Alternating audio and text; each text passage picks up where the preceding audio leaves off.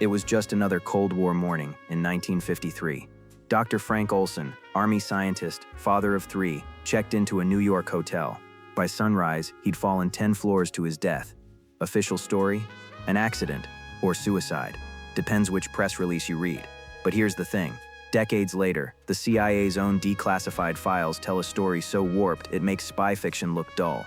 We're opening those files today, and what's inside will make you question every official version you've ever read. In the 1950s, New York didn't sleep, and neither did the Cold War. It was a time when paranoia wasn't a flaw, it was a government department. The US was racing the Soviets in everything. Nukes, rockets, even the human mind. And hidden deep in this shadow war was a man named Frank Olson. He wasn't some random scientist in a basement lab. Olson had a Pentagon-level clearance badge and a job most people didn't even know existed. His specialty? Turning living deadly microbes into weapons you could carry in a suitcase. Fort Detrick, Maryland. That was his playground. And if that already sounds like a movie villain resume, hold on, we're just getting started. The official version goes like this. 2 a.m., November 28, 1953. Olson runs across a dark hotel room in nothing but his underwear, crashes through a closed window, and plunges 10 stories onto the sidewalk below. The hotel doorman hears glass shatter, looks up and sees curtains flapping.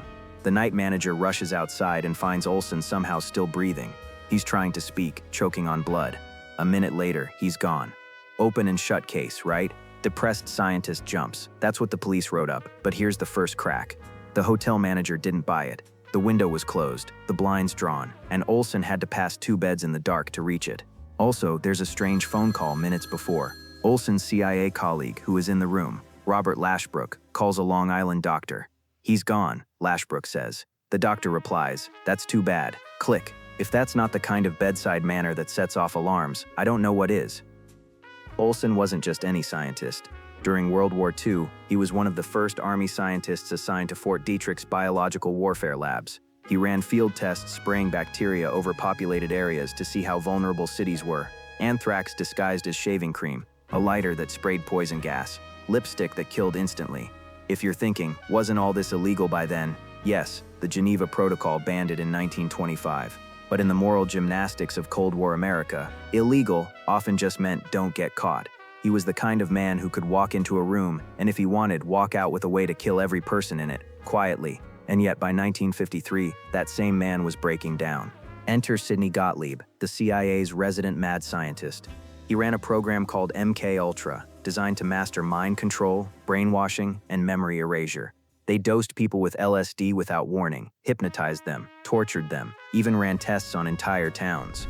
Expendables, suspected spies, detainees, were locked away in black sites and experimented on. Many never came out alive. Olson attended a retreat run by Gottlieb that November. The setting? A cozy lakeside cabin. After dinner one night, the drinks come out, Cointreau for everyone. 20 minutes later, Gottlieb smiles and asks, "Anyone feeling strange?" Some laugh. Then he tells them they've just been hit with a heavy dose of LSD. For Olson, it was a tipping point. He'd known about MK Ultra's darker corners. He'd seen what it did to people. But now he was on the receiving end, and his trust in the agency cracked. Within days, he handed in his resignation. The CIA said no. Olson had seen too much. Black site interrogations where expendables were drugged, beaten, electroshocked. Victims who died slowly under his own weapons.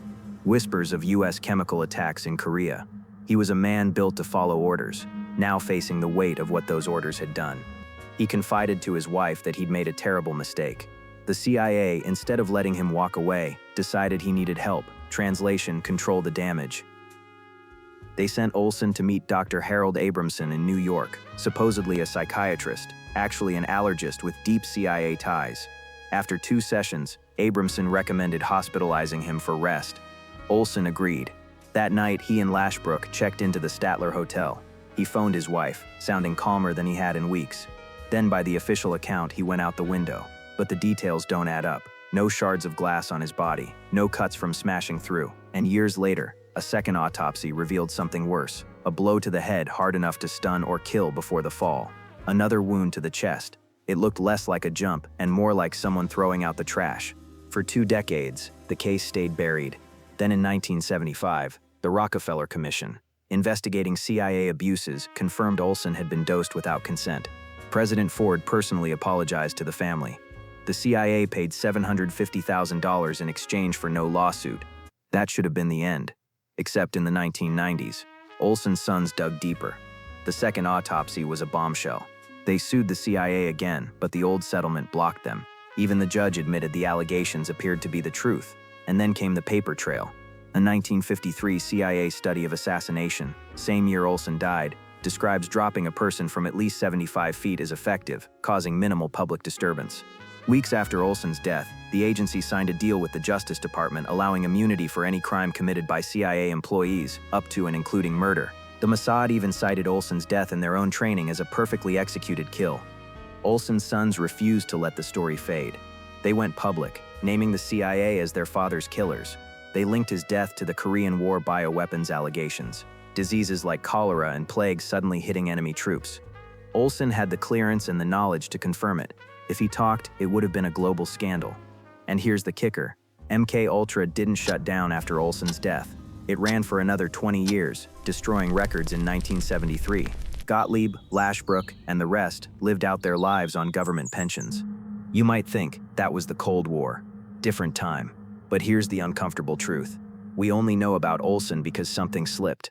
MK Ultra is officially gone, but so were a dozen other closed programs, until they weren't. Every whistleblower since has faced the same machine, one that can discredit you, isolate you, or in Olson's case, make sure you're not around to testify. So next time you hear official story, remember Frank Olson, and ask yourself, which version are you getting?